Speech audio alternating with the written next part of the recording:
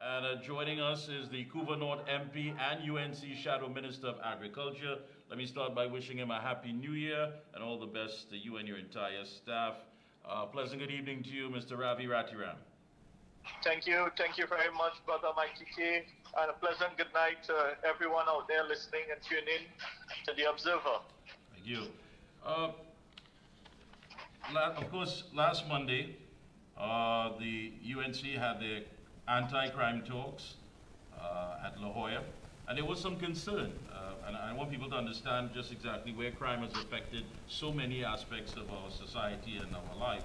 The director of the Agricultural Society of TNT, Donnie Rogers, I believe, and some other folks, said the concern of many farmers had shifted from predial larceny to violent home invasions, and referring to the recent assault and robbery of a farmer at his home.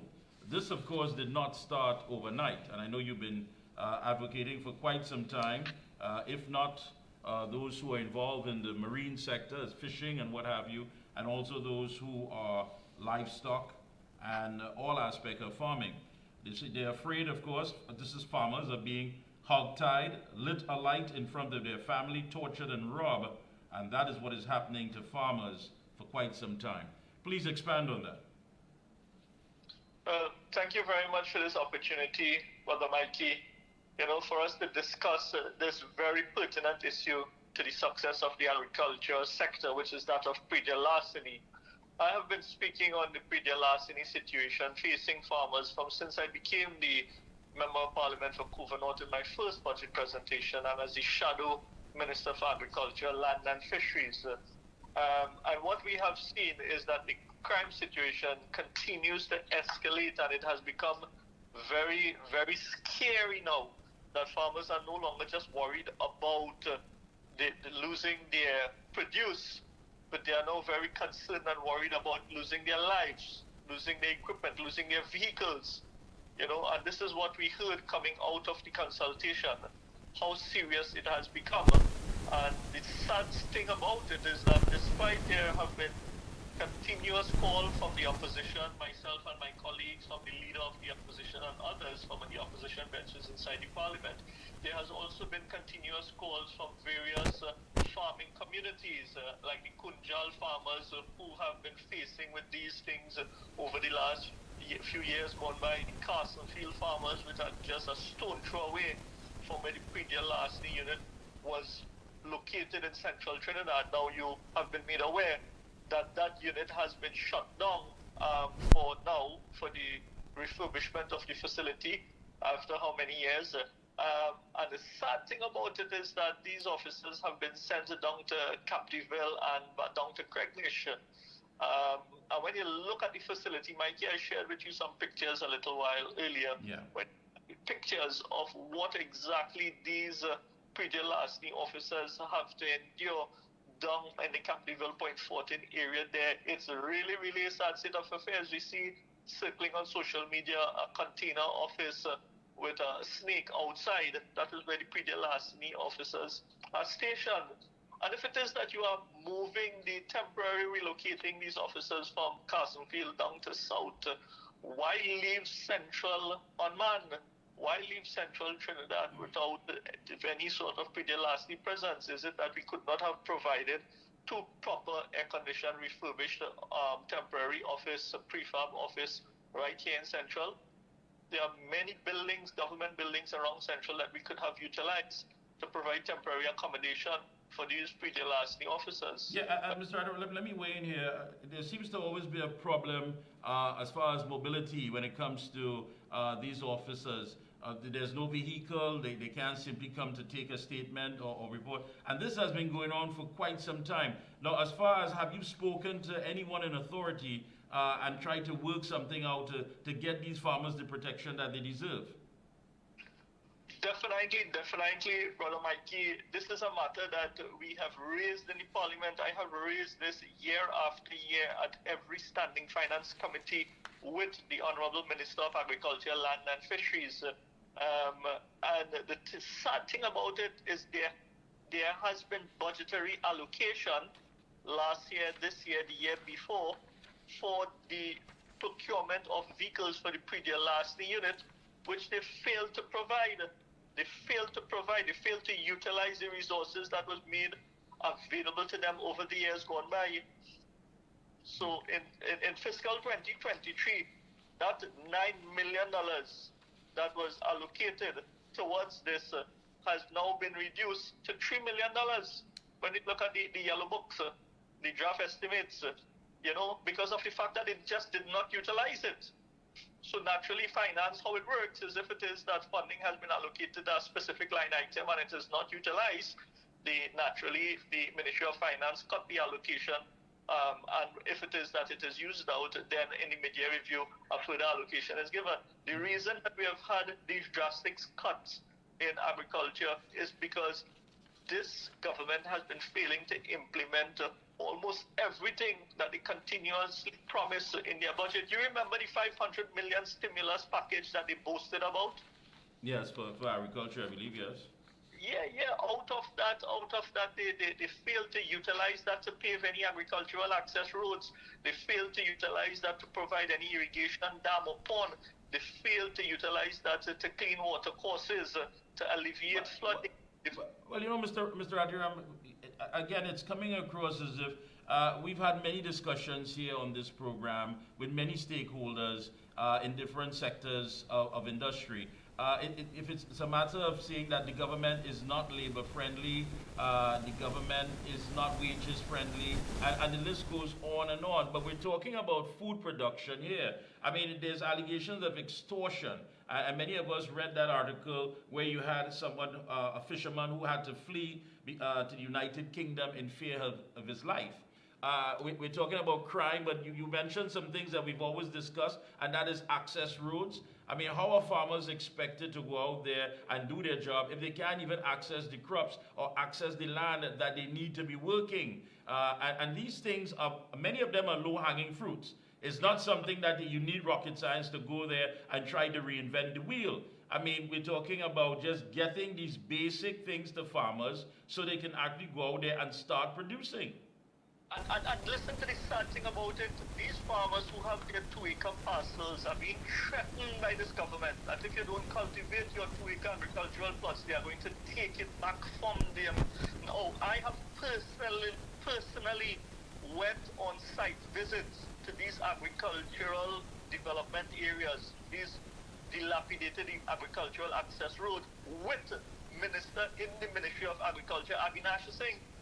I took the minister, I showed the minister for himself these agricultural access roads on the western side of the Couva North constituency, in Factory Road area, in the Felicity area, where we have a major bridge has collapsed. The Randy Carter Bridge has collapsed there, locking off Shabonas from the Waterloo, from the Brickfield area. And the thing about it is that the minister is fully aware of this. The allocations are sitting there in the Ministry of Agriculture, but this government continue to fail to implement, and that is the problem that we have always been having with this government. A lot of hot air in the conversation and they talk, but they do nothing. It's like no action, no only. But let's look at this now from a different perspective, and I want the viewers to understand that, or viewers across the region and whatever. In mid last year, in 2023, at the regional level, the food import bill was $6 billion annually. And in Trinidad and Tobago alone, that's around US $1 billion. Now understand and try to wrap your mind around this. While the food security has been high on the agenda for the last 2 to 3 years, and it's been something that has been a grave concern, especially looking at the COVID pandemic. Now added to that and compounded to that is the Russian and Ukraine war, and now we have the Israel and Hamas war, and the citizens of this country, and by extension the government of Trinidad and Tobago, continue to be an import-reliant nation with no control of prices. And now compounded with the fact that this thing called crime that has entered every sector of our lives has also started to play its hand in agriculture. So what are farmers left to do? So, Brother Mikey, I just want to update your figures, because in the last budget conversation, the Minister of Finance gave us the figure of the food import bill to be $7.3 billion. So that food import bill, you were right, it was at $6 billion. It has now increased to 7.3 billion. And since this PNM came into office, the contribution of agriculture to our GDP has fallen from 1.4 billion to 1.2 billion. That's a reduction of $200 million in agricultural produce that is no longer being produced here in this country. Now, if you just take basic economics with respect to supply and demand, if it is that we have a growing population, we have an increasing in demand naturally based on the growing population, but on the other side, we see the supply in terms of the agricultural contribution to GDP consistently falling by 200 million. What's going to happen? That is why we have to pay things like $20 for just a pound of tomatoes. And taking all of this into consideration, as far as the pretty larceny squad and trying to work alongside the police, have you spoken to the Commissioner of Police? I mean, have you spoken to Ms. Christopher and saying, listen, are we going to start arming farmers, giving them legal licenses to have firearms? Because at the end of it, someone can't simply just go out there and try to do their work and put their shoulders to the wheel to produce food for the people of this country and yet still be at the mercy at the hands of criminals. Have you spoken to the Commissioner of Police? Well, I have written to the Commissioner of Police and I got a response on the 15th of December to my letter dated November the 21st, 2023. I have written to the Commissioner requesting for a meeting to discuss the safety and security matters in the constituency of Couva North and the farming and fishing community. This came after we had boats being stolen, we had fisher folks being threatened out at sea, we had the fishermen protesting, etc. I had written to the Commissioner requesting that opportunity to meet. However, unfortunately, from then to now, I have not been able to meet with the Commissioner. The Commissioner has written to me in the middle of December indicating that I will have to hold discussions with the Senior SOP of Central Division, which I have been in continuous conversation, and the Commissioner has designated Assistant Commissioner of South Central to represent her. So it appears as though the Commissioner is very, very, very busy in office and does not have the time to sit with a member of Parliament to discuss serious security issues within that constituency, or even worse off, serious issues affecting the food security of our country. Yeah, and let me ask you, as far as, let's say, 3 or 4 low-hanging fruits, things that could be implemented, that's not going to take a lengthy amount of time, that could actually try and assist to give some sort of protection to these farmers, what would those things be? Well, I'm happy that coming out of the consultation, we had the contribution from Captain Gary Griffith, who indicated, what was done during the period of 2010 to 2015. The suggestions are there with respect to strengthening the pre-larceny squad and also strengthening the security and the defense mechanism of our farmers. Because if it is that the government cannot provide safety and security for our farmers on a regular and continuous basis, then the government needs to empower the farmers to protect themselves and to protect their family and to protect their produce and to protect our national food security.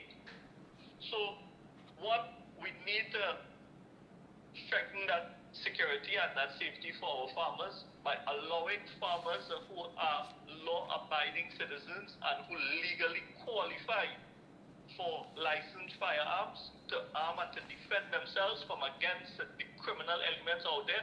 By all means, we endorse and we support the call of the leader of the opposition and Captain Gary Griffith for these farmers to be able to stand their ground and defend their property and their family. Yeah, and I know it's going to be quite a challenge, because if you're not being acknowledged or even recognized, or the time isn't taken to meet with you and these stakeholders who have been affected directly, their lives being threatened, people simply coming and stealing their crops, because, during the pandemic, everyone turned into a farmer. We don't know how. Everybody had a greengrocer. Everybody was out there selling goods, and it seemed as though the farmers were suffering with a direct hit of that. Now, looking at what's happening, looking at the fact that crime has gripped our society, hopefully you'll get something, but then that in itself might just be wishful thinking. Now, also, Brother Mikey, to leave the Pride Lasny squad to stand on its own under the Ministry of Agriculture, it is something that just definitely will not work and cannot work. It has to be integrated with the TTPS. It has to be integrated with the Ministry of National Security. It has to be integrated with community policing and the municipal police. There must be an integrated approach to protecting communities.